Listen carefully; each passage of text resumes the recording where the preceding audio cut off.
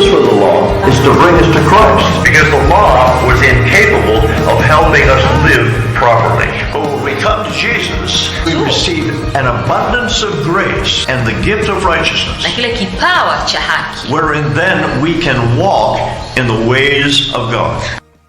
And the subject is grace and more grace. Na kichwa cha habari ni neema na neema zaidi. The subtitle for this is Grace, the Antidote for Religion.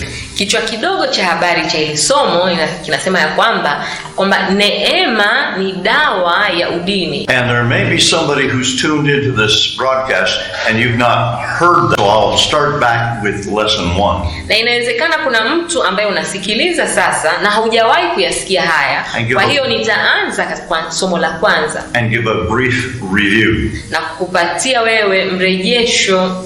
I started off with John chapter 8 verse 32. Nilianza kwa Yohana sura ya 8 mstari wa 32. Which says you shall know the truth and the truth will set you free. Inasema kwamba tena mtaifahamu kweli na hiyo kweli itawaweka huru. Now the Greek word in that verse for truth, for know. Hilo neno la Kigiriki au la Kiyunani kwa hilo tafsiri ya hilo neno kujua is the word gnosko.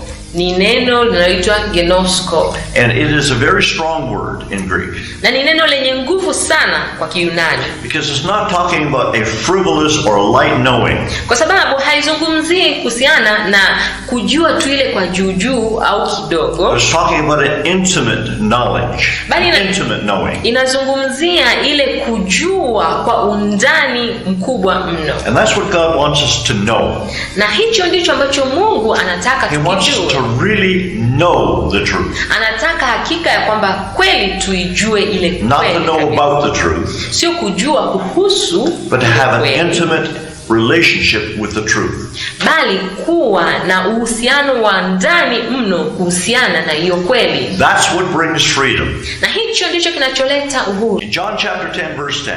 Katika Yohana 10:10. Jesus said, "The thief comes to steal, kill and destroy, but I have come that you might have life and life more abundantly." Yesu alisema hivi, mwizi haji ila aibe na kuchinja na kuharibu. Mimi nalikuja ili wawe na uzima kisha wawe nao tele. Now that term or that phrase, more abundantly, sasa huo msemo wawe nao tele, it's translated in some other versions. Imetafsiriwa kwa namna nyingine tena. Life overflowing. Yani uzima unaotiririka. And so Jesus said, "I've come to give you life that's overflowing." Kwa hiyo Yesu akasema hivi, mimi nimekuja ili niwapatie uzima unaotiririka au unaomiminika. I want you to keep that in mind as we go through this lesson. Sasa nataka uweke hilo akilini tunavyoendelea na somo hili. Because there are certain expectations I want you to have as we go through this. Kwa sababu kuna matarajio fulani ambayo nataka uwe nayo tunavyoendelea na hili. First, you can expect to have a greater appreciation for God's gifts to you and to others. Kwanza kabisa unaweza ukawa na matarajio yani unaweza kuwa na matarajio makubwa kwa ajili ya shukrani ya vile vipawa au zile zawadi ambazo Mungu alizonazo kwa ajili yako wewe na kwa ajili ya watu wengine. Second, you can expect to be spending less energy and less time. Pili, unaweza ukawa na matarajio ya kutumia muda mdogo na nguvu chache being critical or judgmental about other people and what their choices are. Ukiwa unawakosoa na kuwahukumu watu wengine na chaguzi ambazo wao wanazifanya. And third, you can expect to be less critical and more tolerant of other people. Na tatu, unaweza kuwa na matarajio ya kuwa na hali ya uvumilivu, yani kuwavumilia wengine na kutokuwa unawakosoa watu wengine. And fourth, you can expect to take a giant step in maturity.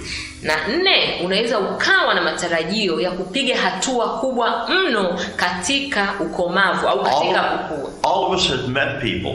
Sisi sote tumekutana na watu who chronologically are old. Ambao ni wazee kiumri. But their emotional intelligence and their growth as a person spiritually is very shallow. Lakini utakuta yani ule ufahamu wao wa kihisia au ule ukomavu wao bado, yani tunasema bado wako chini. People who are spiritually immature are very impatient. Watu ambao hawajakomaa kiroho hawanaga uvumilivu kabisa. They're impatient with themselves. Hawana uvumilivu na wao wenyewe. They're impatient with other people. Hawana uvumilivu na watu wengine. And they're impatient with God. Na pia hawana uvumilivu na Mungu. The sign of growth is being able to walk in the fruit of patience. Ishara ya ukomavu ni kwa mtu kuweza kutembea katika hilo tunda la uvumilivu. Now in John chapter 1 we hear that Jesus came as the word that was manifested in the flesh. Sasa katika Yohana sura ya 1 tunaona kwamba Yesu alikuja katika neno, kwa njia ya neno lililojidhihirisha katika mwili. That's found in John chapter 1 verse 14. Hiyo inapatikana katika Yohana sura ya 1 mstari wa 14. And in verse 16 and 17 it talks about him coming. Na mstari wa 16 na 17 inamzungumzia yeye alipokuja. And he came as the embodiment of grace and truth. Na alikuja akiwa mwili ambao ni neema na kweli. Thank God he didn't just say the truth. Tunamshukuru Mungu hakusema tu kwamba yeye ni kweli. The truth is you and I have messed up. Ukweli ni kwamba wewe na mimi tumekosea. We've done things wrong. That's the truth. Tumefanya mambo yasiyo. Sasa hiyo ni kweli. And if all we had is the truth, na kama basi tungekuwa na kweli peke yake, shame and guilt, tungekuwa tumebakia na ile aibu na hatia. Now the law, sheria, it shows us where we don't line up with what God expects. Inatuonyesha ya kwamba hatujakaa sawasawa wapi kulingana na yale matarajio ya Mungu. And the purpose for the law is to bring us to Christ. Na kusudi la sheria ni kuturejesha sisi kwa Kristo. Because the law was incapable of helping us live properly. Kwa sababu sheria ilikuwa haitusaidii sisi ili tuweze kuishi katika namna sahihi. But when we come to Jesus, lakini tunapomwendea Yesu, we receive an abundance of grace. Tunapokea wingi wa neema. And the gift of righteousness. Na kile kipawa cha haki. Wherein then we can walk in the ways of God. Ambapo baada ya hapo sasa tuna uwezo wa kutembea katika zile njia za Mungu. Ephesians tells us we are saved by grace through faith. Efeso anatuambia kwamba tumeokolewa kwa neema kwa kupitia imani. That it's not of us. It's not about us. Na kwamba sio kuhusiana na sisi wenyewe. We can't boast. Hatuwezi kujivunia. We can't take credit for it. Hatuwezi tukabeba zile sifa au majivuno. Because it's all what Jesus did. Kwa sababu yote inamhusu Yesu aliyoyafanya. And so in the gospel, hata katika Injili, in the new covenant, katika agano jipya, we receive the gift of righteousness. Tunapokea kipawa cha haki. We receive the abundance of grace. Tunapokea wingi wa neema. Galatians 2 even tells us that we receive faith from God. We don't use ours.